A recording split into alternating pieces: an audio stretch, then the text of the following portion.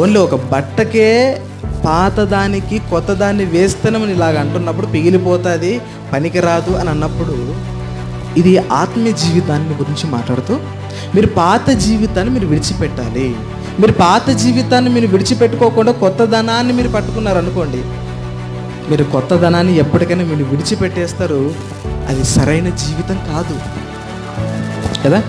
అందుకని పాత తిత్తుల్లో కొత్త ద్రాక్షరసం ఏమవుతుంది, పిగిలిపోతుంది అది. అందుకని పాత కొత్త అది చాలా డిఫరెన్స్ ఉంటుంది.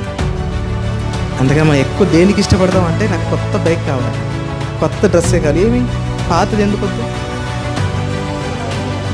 పోయి ఉంటుంది, చెడిపోయి ఉంటుంది, ఇష్టం లేదు కాబట్టి నీకు. అలాగే మన పాత జీవితం అంటే దేవునికి ఇష్టం లేదు. కాబట్టి నువ్వు కొత్తగా కావాలి అంటే ఈ బాప్తిస్మం చాలా అవసరం. నువ్వు తీసుకునే ముందు నువ్వేం చేయాలి,